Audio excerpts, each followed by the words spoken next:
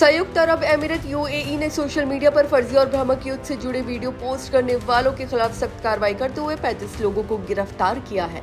इनमें 19 भारतीय नागरिक भी शामिल हैं। ये जानकारी यूएई के सरकारी न्यूज एजेंसी WAM ने दी। अधिकारियों के मुताबिक डिजिटल प्लेटफॉर्म पर कड़ी निगरानी के दौरान ये कार्रवाई की गई, क्योंकि ये लोग ऐसे कंटेंट फैला रहे थे जिससे लोगों में डर और अफरा तफरी का माहौल बन सकता था।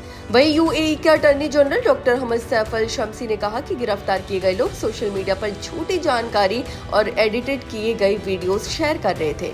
इन वीडियोस के जरिए ऐसा दिखाने की कोशिश की जा रही थी कि देश पर हमला हो रहा है या हालात बिगड़ चुके हैं, जबकि वास्तविकता इससे अलग थी। उन्होंने बताया कि इस तरह की गतिविधियां न केवल लोगों में दहशत फैलाती हैं, बल्कि देश की सुरक्षा और स्थिरता के लिए भी खतरा बन सकता है। वहीं गिरफ्तार आरोपियों को 3 अलग अलग समूहों में बांटा गया है। पहले समूह में 5 भारतीय, 1 पाकिस्तानी, 1 नेपाली, 2 फिलिस्तीन और 1 मिस्र का नागरिक शामिल है। इन लोगों ने ऐसे वीडियो क्लिप्स शेयर किए जिनमें यूएई के आसमान में मिसाइलों को रोकने या लोगों के इकट्ठा होने की दृश्य दिखाए गए थे। हालांकि बाद में इन वीडियोस में कमेंट्री और साउंड इफेक्ट्स जोड़कर इसे हमले जैसा दिखाया गया, जिससे आम लोगों में डर फैल सकता था। वहीं दूसरे समूह में 5 भारतीय, 1 नेपाली और 1 बांग्लादेशी नागरिक शामिल है। इन लोगों ने आर्टिफिशियल इंटेलिजेंस की मदद से बनाए गए फर्जी वीडियो या दूसरे देशों की पुरानी घटनाओं के फुटेज का इस्तेमाल किया।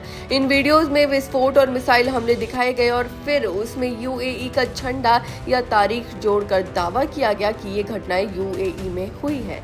इस तरह के वीडियो पूरी तरह से भ्रामक थे और जनता को गुमराह करने के उद्देश्य से फैलाए गए थे।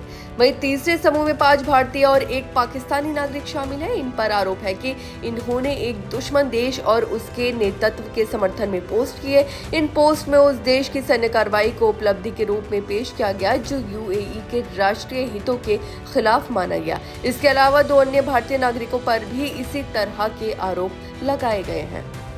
वहीं यूएई के कानून के तहत इस तरह के अपराधों के लिए कड़ी सजा का प्रावधान है। दोषी पाए जाने पर कम से कम 1 साल की जेल और 1 लाख दिरहम यानी करीब 22 लाख रुपए तक का जुर्माना लगाया जा सकता है। अधिकारियों ने स्पष्ट किया है कि देश में अफवाह फैलाने या गलत जानकारी साझा करने वालों के खिलाफ आगे भी सख्त कार्रवाई की जाएगी। इसी बीच ईरान में भी युद्ध के दौरान दुश्मन के साथ जानकारी साझा करने के आरोप में लगभग 500 लोगों को गिरफ्तार किया गया है। ईरान के पुलिस प्रमुख अहमद रेजा रादान के अनुसार कुछ लोग हमले से जुड़े स्थानों की तस्वीरें लेकर दुश्मन तक पहुंचा रहे थे या संवेदनशील जानकारी साझा कर रहे थे। यूएई में हुई इन गिरफ्तारियों के बाद भारतीय दूतावास ने कहा है कि वो पूरे मामले पर नजर बनाए हुए हैं और जरूरत पड़ने पर भारतीय नागरिकों को कानूनी सहायता भी उपलब्ध कराई जाएगी।